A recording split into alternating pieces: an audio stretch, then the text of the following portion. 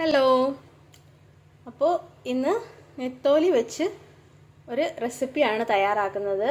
നെത്തോലി പീരയാണ് ഇന്ന് സ്പെഷ്യൽ ആയിട്ട് ഉണ്ടാക്കാൻ പോകുന്നത്.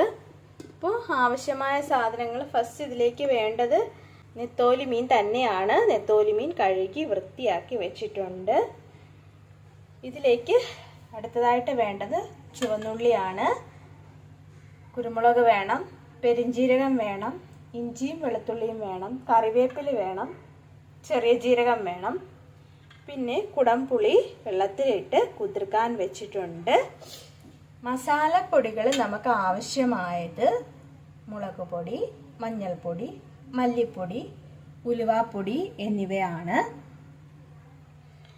അപ്പോൾ ആദ്യമായിട്ട് ഈ ചുവന്നുള്ളിയും കുരുമുളകും ജീരകവും ഇഞ്ചിയും വെളുത്തുള്ളിയും എല്ലാം നമുക്കൊന്ന് ചതച്ചെടുക്കാം.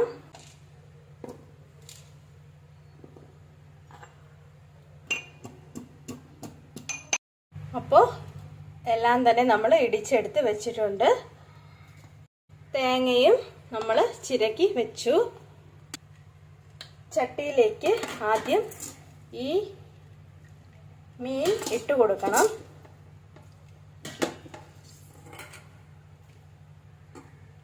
ശേഷം ചെറിയ ഉള്ളി ഇട്ട് കൊടുക്കാം, വെളുത്തുള്ളി ഇട്ട് കൊടുക്കാം, ഇഞ്ചി ഇട്ട് കൊടുക്കാം, കുരുമുളകും പെരിഞ്ജീരകവും ചെറിയ ജീരകവും എല്ലാം ഇട്ട് കൊടുക്കാം. കൂട്ടത്തിൽ ഇതിലേക്ക് കറിവേപ്പില ചേർത്ത് കൊടുക്കുക. തേങ്ങ ചിരകി വെച്ചത് അരയ്ക്കേണ്ട ആവശ്യമില്ല, മുഴുവനായിട്ട് ചേർത്ത് കൊടുക്കാം.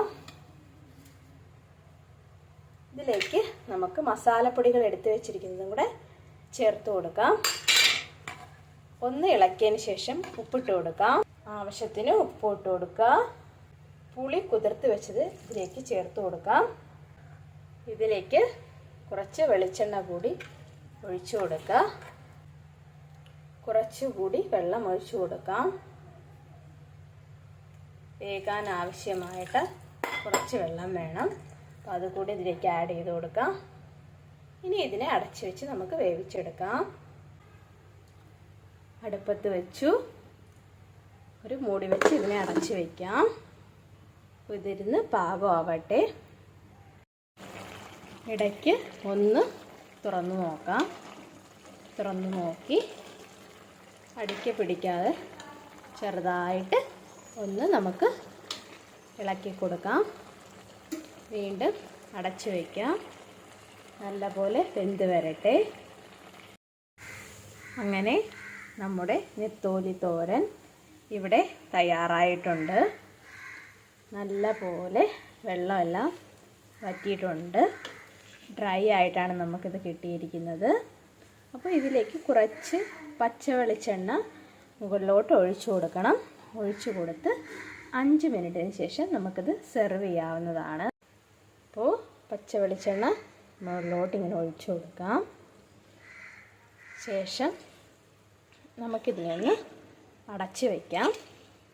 അപ്പോൾ എല്ലാവർക്കും വീഡിയോ ഇഷ്ടമായെന്ന് വിചാരിക്കുന്നു. അടുത്ത വീഡിയോയുമായി നമുക്ക് വീണ്ടും കാണാം. അതുവരയ്ക്കും ബൈ.